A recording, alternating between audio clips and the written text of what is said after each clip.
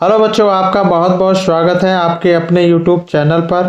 तो बच्चों, कैसे हैं आप सब लोग? आई होप आप सब लोग अच्छे से होंगे और आप लोगों की पढ़ाई भी अच्छे से चल रही होगी। तो बच्चों, आज की इस वीडियो में क्लास 10th इंग्लिश सप्लीमेंट्री के रीडर के chapter 6 the making of a scientist by Robert W Peterson को हम हिंदी में डिस्कस करेंगे। इसको हिंदी में समझने का प्रयास करेंगे। और चूंकि हिंदी में सिर्फ इस चैप्टर को पढ़ना ही होता है, हाई स्कूल स्टैंडर्ड में सिर्फ आपको पढ़ना है और पढ़ने के बाद उनके क्वेश्चंस के आंसर करने हैं। क्योंकि इसमें एमसीक्यूज पूछे जाते हैं, तो इसलिए चैप्टर को पढ़ना बहुत ज़रूरी है, नहीं वरना आपको रटने पड़ेंगे। इसीलिए हम पढ़ाते हैं। कुछ बच्चे कहते हैं कि सर आप पढ़ा देते हैं, सिर्फ पढ़ देते हैं चैप्टर। इस चैप्टर में है क्या? सिर्फ पढ़ना है।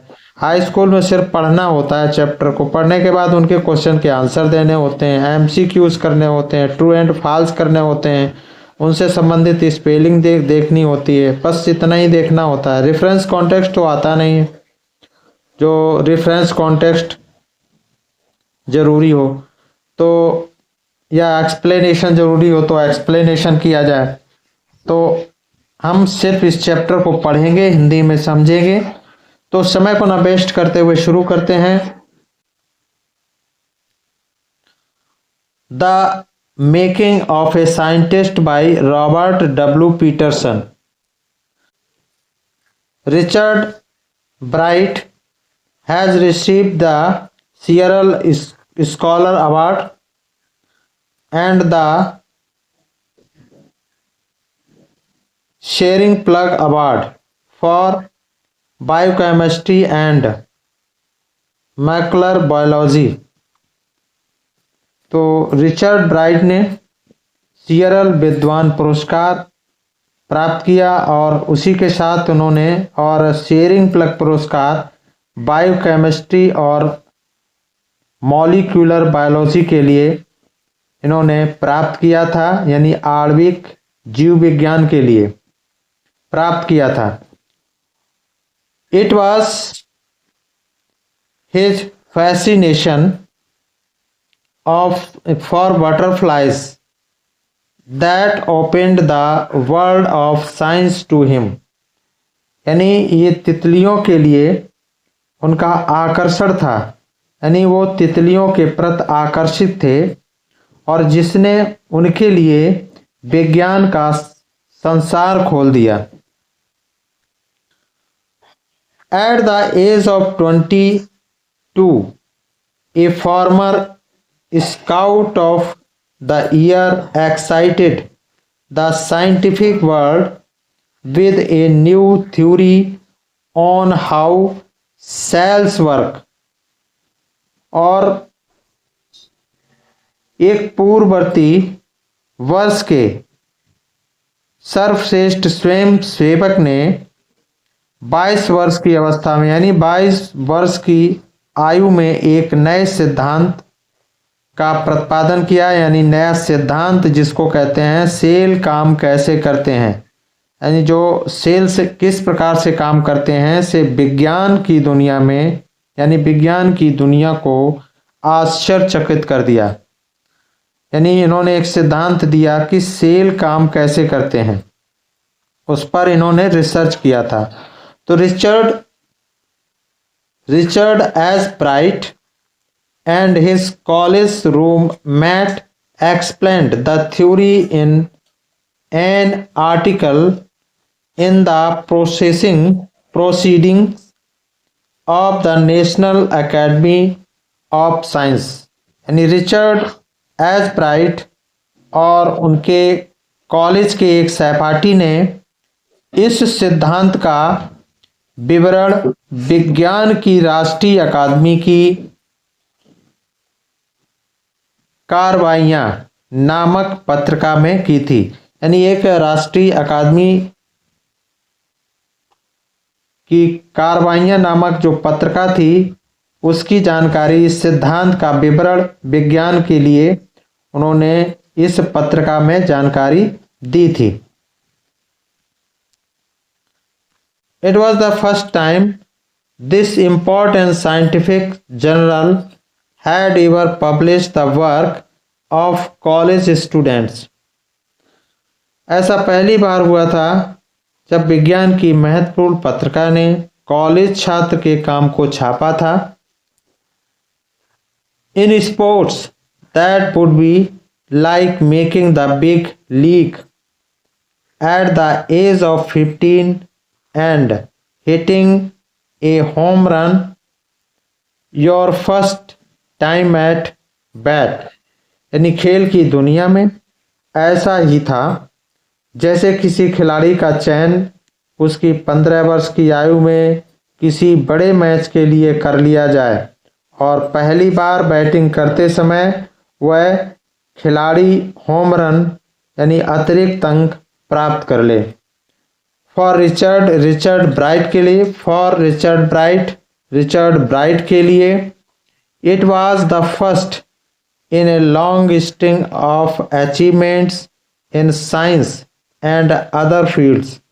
और ये रिचर्ड ब्राइट के लिए यह उसकी विज्ञान और दूसरे देशों में प्राप्त की गई उपलब्धियों की एक कड़ी थी.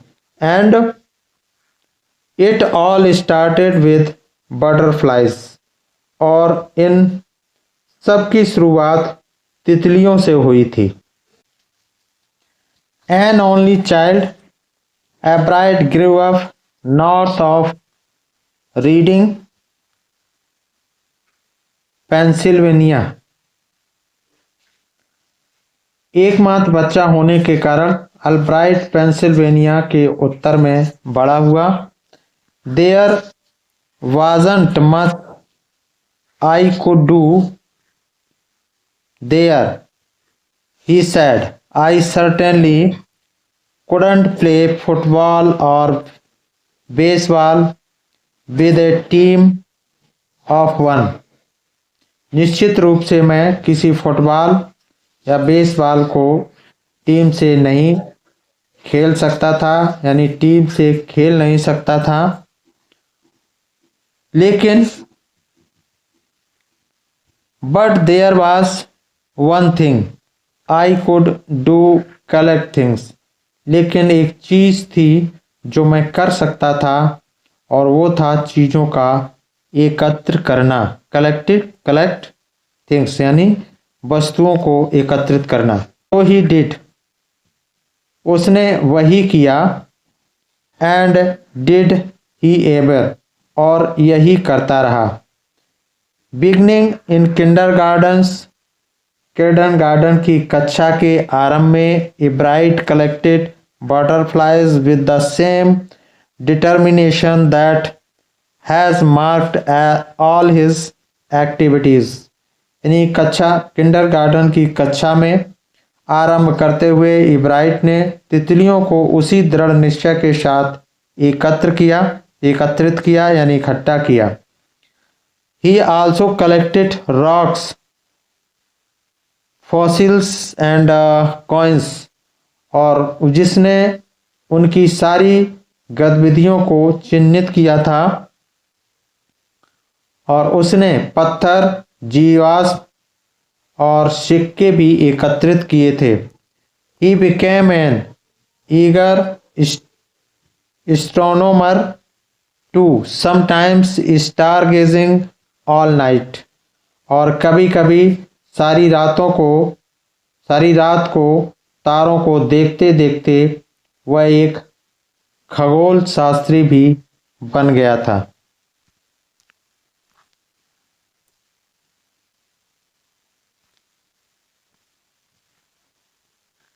From the first he had a driving curiosity along with a bright mind. और प्रथम कक्षा से ही उसके अंदर कुशाग्र दिमाग के साथ उत्सुकता भी थी. He also had a mother who encouraged his interest in learning. उसकी माँ ने भी सीखने की उसकी रुचि को प्रोत्साहित किया. She took him on trips, यानी वह उसको यात्राओं पर ले जाती थी। Brought him telescope, microscopes, cameras, mounting materials, और उसको सूक्ष्मदर्शी, दूरबीन, कैमरे and other equipment and helps him in many other ways, और कैमरे, पर्वतारोही वस्तुएं और दूसरे औजार खरीद कर दिए और दूसरे कई तरीकों से उसकी सहायता की, यानी कई तरीके से उसकी सहायता करती थी। I was his only companion until he started school, his mother said. उसकी माँ ने बताया कि जब तक उसने स्कूल जाना शुरू नहीं किया था तब तक मैं उसकी इकलौती मित्र थी। इसके बाद इसके बाद I would bring home friends for him, और उसके बाद मैं उसके कई दोस्तों के घर ले आई, यानी घर ले गई। But at night we just did things together, लेकिन रात में हम इकट्ठे काम करते थे, यानी एकत्रित होकर काम करते थे, इकट्ठे काम करते थे। Richie was my whole life after his father dad when Richie was in 3rd grade. Richie के पिता की मृत्यु के बाद रिची ही मेरा सब कुछ था जब रिची 3री कक्षा में था। She and her son spent almost every evening at the dining room table, और वह और उसका बेटा लगभग प्रतिदिन शाम को भोजन की मेज पर इकट्ठे होते थे, एकत्रित होते थे। If he didn't have things to do, I found work for him, not physical work, but learning things, his mother said. और यदि उसके पास कोई काम नहीं होता था तो मैं उसके लिए काम ढूंढती थी, शारीरिक रूप से नहीं, यानी फिजिकल वर्क नहीं, शारीरिक रूप से काम नहीं देती थी, बट लर्निंग थिंग्स, लेकिन मानसिक रूप से काम उसको ढूंढती थी। हिज मदर सैड, उसकी माँ ने कहा, उसकी माँ ने बताया। ही लाइक्ड इट, वह इसे पसंद करता था। ही वांटेड टू लर्न, और वह सीखना चाहता था, वह सीखना भी चाहता था। एंड लर्न ही डिड, और उसने सीखा भी। He learn top grades in school, और उसने स्कूल में उच्च स्थान प्राप्त किया था। On everyday things he was just like every other kids, his mother said. रोजमर्रा के कामों से, यानी प्रतिदिन के कामों में तो वह एक अन्य साधारण बच्चों जैसा ही था, उसकी माँ ने बताया, उसकी माँ ने कहा। By that time he was in the 2nd grade, और दूसरी कक्षा में पहुँचते पहुँचते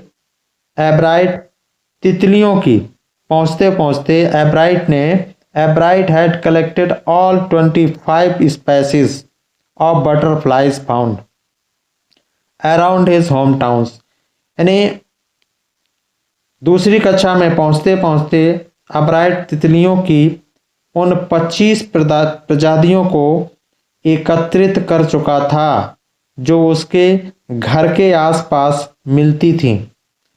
सी द बॉक्स, यानी उसके लिए बॉक्स बना हुआ है, उसमें देख सकते हैं। ये बॉक्स है।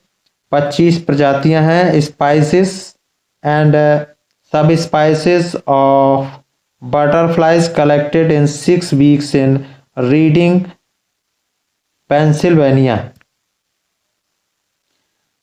जाती है ये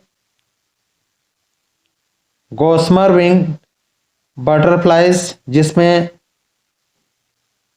इसमें भी white M hairstreak, Acadian hairstreak, bronze copper, bog copper,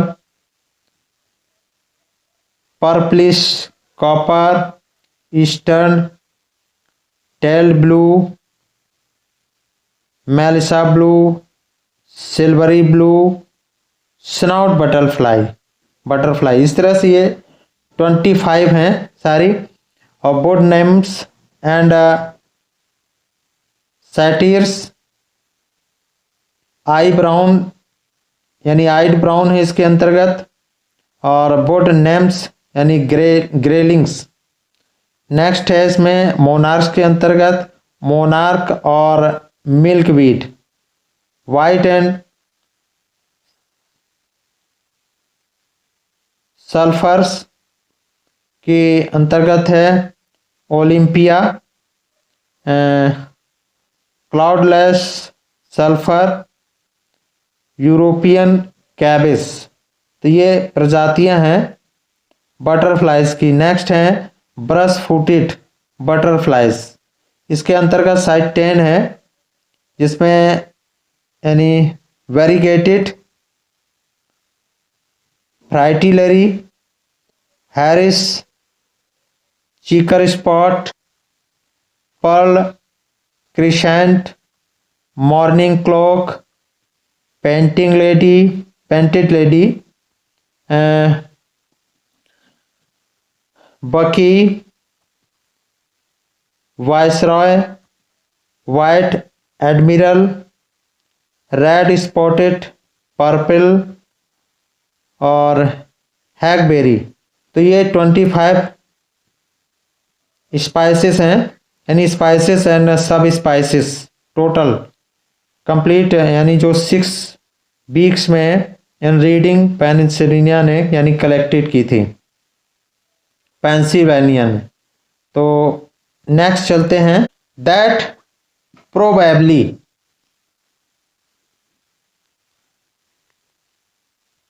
would have been the end of my butterfly collecting, he said.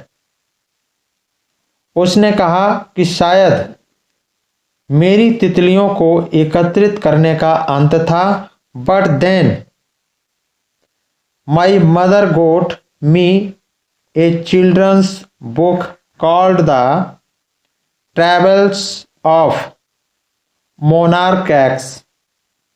पर तभी मेरी माँ ने मुझे एक बच्चों की पुस्तक दी जिसका नाम था सम्राट दशम की यात्राएं। That book which told how monarch butterflies migrate to Central America opened the world of science to the eager young collector. वह किताब तो बताती थी कि सम्राट तितलियां कैसे अमेरिका यानी मध्य अमेरिका पहुंच गई, और जिसने उस जिज्ञासु युवा को यानी उस जिज्ञासु यानी जिज्ञासा युक्त युवा संग्रहकर्ता के सामने विज्ञान की दुनिया को खोल कर रख दिया था। यानी उसमें जिज्ञासा और बढ़ गई थी। At the end of the book, readers were invited to help study butterfly migrations. यानी पुस्तक के अंत में पाठकों को आमंत्रित किया गया था कि तितलियों के प्रजनन के अध्ययन में सहायता करें। They were asked to bag tag butterflies for research by Dr. Frederick A. Arkhurst of the University of Toronto, यानी टोरंटो विश्वविद्यालय कनाडा के डॉक्टर फ्रेडरिक ए आर्कहर्स्ट के द्वारा पाठकों से कहा गया था कि वे टोरंटो कनाडा, यानी कनाडा में जो टोरंटो के विश्वविद्यालय के जो डॉक्टर फ्रेडरिक ए आर्कहर्स्ट के द्वारा पाठकों से कहा गया था कि वे शोध के लिए तितलियों को एकत्रित रखें, यानी शोध के लिए तितलियों को शोध के लिए रखें, यानी उनको तितलियों को शोध के लिए रखना होगा। तो इस प्रकार से उस बुक में रेफरेंस दिया हुआ था। तो Ebright's mother wrote to doctor Arkhurst and Sean Albright was attaching light adhesive tags to the wings to monarchs। तो इसके लिए अब्राइट की मां ने डॉक्टर आर्कहर्स्ट को पत्र लिखा और शीघ्र ही अब्राइट सम्राट की तितलियों के पंखों में गोद युक्त धागे बांधने लगा, यानी शीघ्र ही जो है वो अब्राइट सम्राट की तितलियों के पंखों में गोद युक्त धागों को बांधने लगा। Anyone who found a tagged butterfly was asked to send the tag to doctor Arkhurst, और जिस किसी को भी कोई बंधी हुई तितली मिलती थी तो उससे कहा जाता था कि वह उस तितली को डॉक्टर आर्कहर्स्ट के पास भेज दे।